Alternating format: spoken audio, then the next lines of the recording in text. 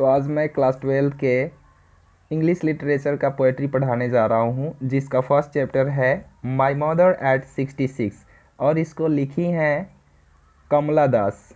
चलिए इसके स्टेंजा का मतलब देखते हैं। और वो कह रही हैं driving from my parents home to Cochin, गाड़ी चलाते हुए फ्रॉम माई पेरेंट्स होम, मेरे मम्मी पापा के घर से, टू कोचिन यानी कोचिंग एक सेंटर है जहाँ पे वो जॉब करती हैं, तो वहाँ के लिए लास्ट फ्राइडे मॉर्निंग, पिछले शुक्रवार की सुबह मेरी मम्मी पापा के घर से गाड़ी चलाते हुए आई सा माई मदर, मैंने मेरी माता को देखा, बिसाइड मी, जो कि मेरी बगल में थी, डोज ओपन माउथड, जो कि उंघाई ले रही थी खुले मुंह से, हर फेस एसन लाइक दैट, उनका चेहरा ऐसा पीला पड़ गया था जैसे ऑफ अ कॉर्प्स, जैसे मानो कि वो एक लाश हो, उनका चेहरा लाश के समान पीला पड़ा हुआ था।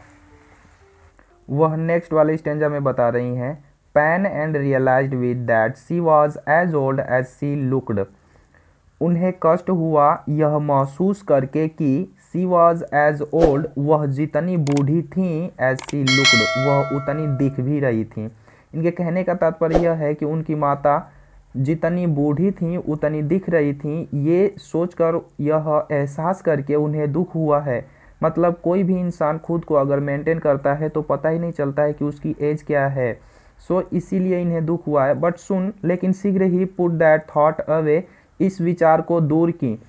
अब नेक्स्ट कह रही हैं आगे कि and looked out at young trees sprinting, और बाहर की तरफ देखी युवक पेड़ों को, यानी नौजवान पेड़ों को, स्प्रिंटिंग यानी चूंकि ये गाड़ी चला रही थी तो वो चलते हुए महसूस हो रहे थे।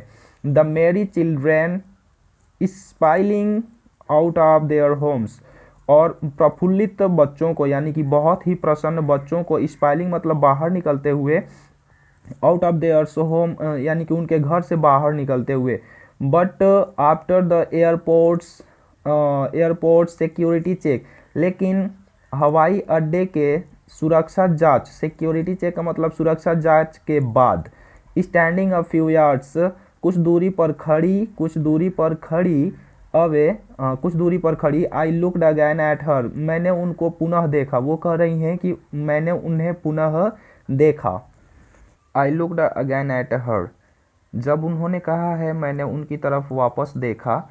वैन, उनका रंगहीन चेहरा, पैल, पीला पड़ा हुआ चेहरा, धुंधला चेहरा, as late winter's moon and felt that old, as a late winter's moon यानी कि पिछले शीतकाल का जो चंद्रमा था, इसी से वो तुलना कर रही हैं उनको, उनके चेहरे को, कि जैसे लग रहा है उनका चेहरा ऐसा बूढ़ा उदास दिख रहा है जैसे कि पिछले शीतकाल का जो चंद्रमा था।